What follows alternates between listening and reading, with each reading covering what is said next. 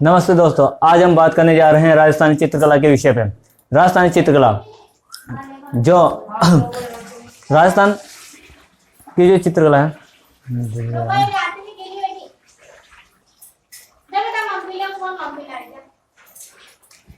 नमस्ते दोस्तों, आज हम बात करने जा रहे हैं राजस्थानी चित्रकला के ऊपर। राजस्थानी चित्रकला हमारे इस शैली के अंदर इसका विकास कैसे हुआ, कहाँ से इसका समय क्या रहा है, इसके कौन कौन सी शैलियाँ हुई है या उप शैलियाँ कौन सी रही है, इसके प्रमुख कलाकार कौन से रहे, राजस्थानी शैली में किन विषयों को लेकर कार्य किया गया है या किस प्रकार के चित्र बनाए गए, इस बारे में हम अध्ययन करने जा रहे हैं। हम बात कर रहे हैं राजस्थान शैली के उदय की।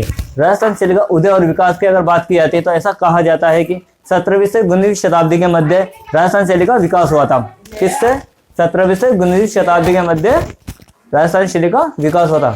अगर आपसे पूछा जाए कि राजस्थान शैली का विकास कब हुआ था तो आप बता सकते हैं कि 17वीं से 19वीं शताब्दी के मध्य इसका विकास हुआ था। अब बात की जाती है कि राजस्थान शैली को कितने वर्गों में बांटा गया है तो हम बता सकते हैं राजस्थान शैली को 4 वर्गों में विभाजित किया गया है। पहला है मेवाड़ शैली, दूसरी मारवाड़ शैली, तीसरी आती है आड़ती शैली, चौथी आती है बूंदी शैली, आड़ती शैली के बाद आती है ढूंढार शैली।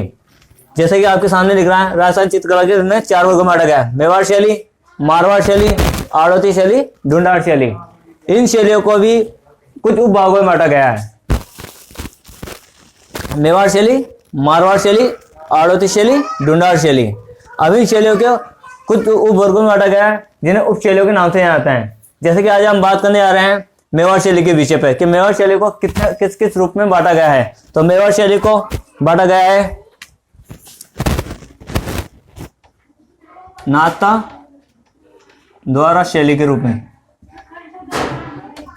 नाथ द्वारा शैली,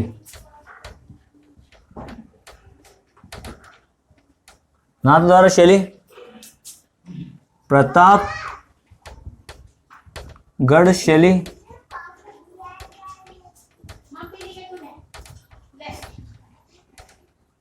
उदयपुर शैली।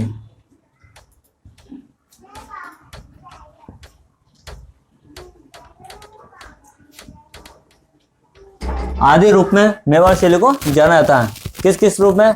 नाथ द्वारा शैली के रूप में, प्रतापगढ़ शैली के रूप में, उदयपुर शैली के रूप में। इन शैलियों के रूप में मेवाड़ शैली को जाना जाता है। अब हम बात कर रहे हैं मेवाड़ शैली के इन शैलियों के बारे में कुछ। जैसे कि मेवाड़ शैली के विषय क्या रहे हैं? मेवाड़ शैली के विषय रहे हैं जैसे कि भगवत पुराण है, गीत गोविंद है, सूरसागर है, बिहारी सत्साई है, रामायण है, महाभारत है, लोक कथा है, नायक नायिका वेद है। इन सभी विषयों को लेकर मेवाड़ शैली में कार्य किया गया है, अर्थात इन पे चित्र बनाए गए हैं। 12 महीनों पर आधारित चित्र बनाए गए। रामायण से संबंधित जो कथाएं थी, रामायण से संबंधित जो प्रसंग हुए हैं उनसे संबंधित चित्र बनाए गए हैं। जैसे कि राम जी सीता के साथ जाते हुए, वनवास जाते हुए, राम जी का अभिषेक वगैरह या अन्य आदि चित्र। इसी प्रकार महाभारत संबंधित चित्र बनाए गए। यहाँ के विषय की बात की जाए तो कृष्ण लीला पे भी चित्र खूब मात्रा में पाए जाते हैं। अब बात करते हैं यहाँ के प्रमुख कलाकारों की या चित्रकारों की, यहाँ कौन कौन से चित्रकार हैं या कौन कौन से कलाकार हैं। तो यहाँ पे मनोहर, शहाबुद्दीन, नसरुद्दीन, नयन चंद्र, जीवा, कृपाराम, उमरा, शिव दयाल। कौन कौन से कलाकार हैं?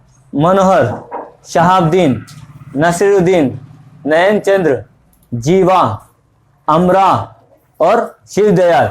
ये यहाँ के प्रमुख कलाकारों में से एक कलाकार हुए हैं। ठीक है। अब इन कलाकारों में कुछ कलाकार हैं जिन्होंने जिनके कार्य से इस शैली को पहचाना जाता है या कई बार क्वेश्चन आते हैं इनसे संबंधित कि ये चित्र किसने बनाया है, ये सीरीज किसने बनाई है। तो हम बात कर रहे हैं नसरुद्दीन की। ऐसा कहा जाता है कि नसरुद्दीन ने 1605 में रागमाला करके एक सब्जेक्ट पे चित्रण कार्य किया था। किसपे? रागमाला पे चित्र बनाए थे। रागमाला विषय जो था उस पर चित्रण कार्य किया।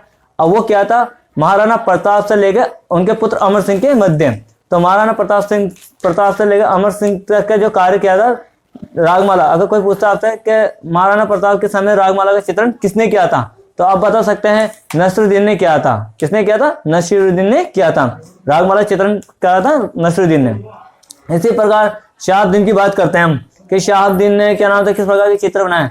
तो भगवत पुराण और ब्रह्म गीत ये 2 ग्रंथ हैं जिसके ऊपर चित्र बनाए थे शहाबुद्दीन ने। किसने बनाया था? शहाबुद्दीन ने।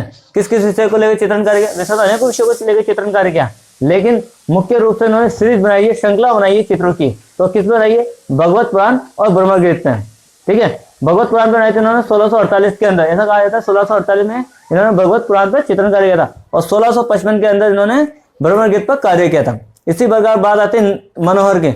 मनोहर जो थे उन्होंने रामायण को रामायण ग्रंथ पे चित्रण कार्य किया है, यानी रामायण प्रसंग जो था उनकी जो कथाएं थी उन पर अनेकों चित्र बनाए थे मनोहर ने। ठीक है, ये बनाए थे 1649 में। कब बनाए? 1649 में बनाए थे मनोहर ने, रामायण को चित्र किया था 1649 में। ठीक है, इस प्रकार इनका समय हो गया। इन जो प्रमुख ग्रंथों पे सीरीज बनाई या श्रृंखला बनाई उनके बारे में मैंने आपको बताया। ठीक है, इस प्रकार अगर एक क्वेश्चन और आता है कि मेवाड़ शैली को सोन काल किसे कहा जाता है? मेवाड़ शैली का जो सोन काल था वो किसे कहा गया? तो अगर क्वेश्चन कभी आपके सामने आता है तो इसका राइट आंसर है जगत सिंह। महाराणा जगत सिंह जो हुए थे मेवाड़ शैली के अंदर, उन्होंने क्या नाम से उनके जो समय रहा था उसको चित्रकला का सोनकाल कहा जाता है। क्या कहा जाता है? चित्रकला का सोनकाल कहा जाता है। और ऐसा कहा जाता है कि जगत सिंह और राज सिंह का समय मेवाड़ चित्र शैली के लिए चरम उत्कर्ष का समय माना जाता है। जगत सिंह और राज सिंह, इन दोनों का जो समय था ये मेवाड़ शैली का जो चरम उत्कर्ष को प्राप्त करने वाला समय माना जाता है। ऐसा कहा जाता है कि गोवर्धन से पधारे श्री नाथ जी की प्रतिमा जो औरंगजेब के कारण विस्थापित हो चुकी थी, उसकी स्थापना राज सिंह ने सिंहार नामक स्थान पर 1670 में की थी। कब की थी? सिंहार नामक स्थान पर 1670 में की थी, राज सामान के अंदर, जो आज श्री नाथ जी के रूप में जाना जाता है। एक क्वेश्चन और आता है यहाँ से कि श्री नाथ जी के पिछवाई कला किसे कहा जाता है? एक क्वेश्चन आता है कि पिछवाई कला किसे कहा जाता है? तो श्रीनाथ जी में जो श्रीनाथ जी की प्रतिमा है उसके पीछे एक चित्रण कार्य किया हुआ पर्दा लगा होता है, जिसमें विविध प्रकार के क्या नाम से कृष्ण से संबंधित चित्र बने होते हैं। तो वो पर्दा लगा होता है, उस पर्दे में जो चित्रण कार्य किया जाता है उसे ही पिछवाई कला कहा जाता है। कोई आपसे पूछता है कि पिछवाई कला किसे कहते हैं? कि श्रीनाथ जी की प्रतिमा के पीछे जो चित्रण किया हुआ कार्य, चित्रण से चित्रित जो पर्दा लगा होता है, श्री कृष्ण की लीलाओं से चित्रित जो पर्दा लगा होता है उसे पिछवाई कला कहा जाता है। ठीक है, ये जो कला है ये विश्व प्रसिद्ध बन चुकी है आज वर्तमान में। ठीक है, हम थोड़ी बहुत और शैलियों को यहाँ विभाजित कर लेते हैं, फिर हम धीरे धीरे इनको आगे बढ़ेंगे। जैसे कि हमने आपको बता दिया मेवाड़ शैली और उनसे संबंधित कुछ शैलियों के ऊपर के नाथद्वार शैली थी। ठीक है ना, प्रतापगढ़ शैली और उदयपुर शैली से भी संबंधित चित्र पाए गए हैं। उदयपुर शैली के बारे में मैंने आपको बताया गया कि रागमाला से संबंधित चित्र पाया गया, वो उदयपुर शैली के अंतर्गत आता है। इसी प्रकार प्रतापगढ़ शैली का भी यहाँ नाम आता है। ठीक है, अब इसके अलावा इन शैलियों की कुछ उप शैलियां मैं आपको बता देता हूँ कि राजस्थान चित्रकला की जो ये मुख्य शैलियां हैं इनकी उप शैलियां कौन कौन सी रही है। तो मारवाड़ शैली में बीकानेर शैली, किशनगढ़ शैली और क्या बोलते हैं जोधपुर शैली, इधर से नागौर, सिरोही, इनके नाम आते हैं। क्या क्या नाम आते हैं मारवाड़ शैली के अंदर? इनके उप शैलियों में जोधपुर शैली, ये मारवाड़ की अन्य नाम के रूप में भी जाना जाता है कि मारवाड़ शैली का अन्य नाम क्या है, तो उसे हम जोधपुर शैली भी कह देते हैं। इसके अतिरिक्त बीकानेर शैली,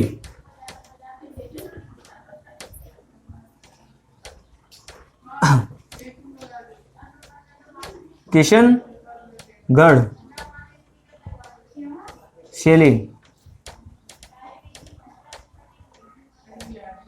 ठीक है, जोधपुर शैली, बीकानेर शैली, किशनगढ़ शैली और क्या बोलते हैं नागौर शैली, सिरोही शैली, नागौर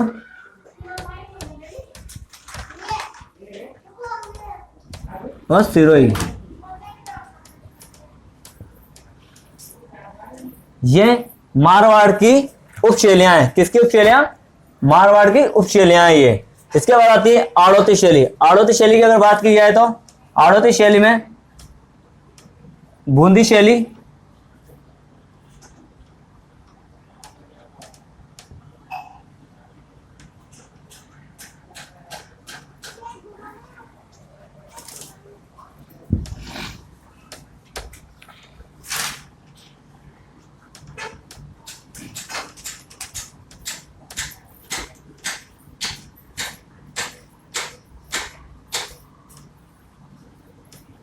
कोटा शैली,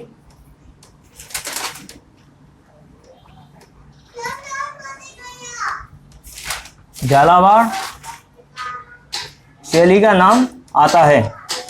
ये आड़ोती की उपशैलियां कहलाती है। कौन कौन सी है? बूंदी शैली, कोटा शैली, झालावाड़ शैली।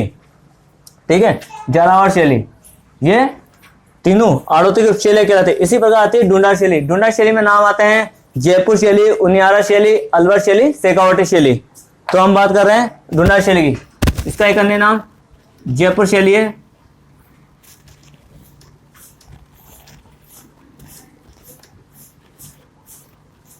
उनियारा,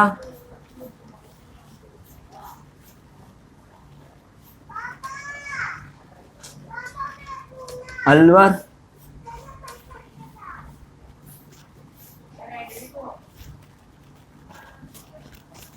शेखावटी।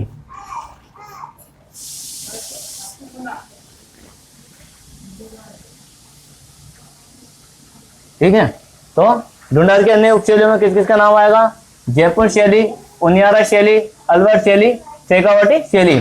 तो इस प्रकार हमने राजस्थान के कुछ मुख्य शैलियों के बारे में पढ़ा और कुछ उपशैलियों के बारे में अध्ययन किया, और साथ ही साथ मेवाड़ शैली को थोड़ा समझने का प्रयास किया कि मेवाड़ शैली में क्या विषय रहे हैं, क्या कौन से उनके कलाकार रहे हैं, इनके जो मुख्य विषय थे, जिन ग्रंथों पर आधारित चित्र बनाए गए थे, जो इनके कलाकार थे, वो इस तरीके से इनका अध्ययन हमने किया है।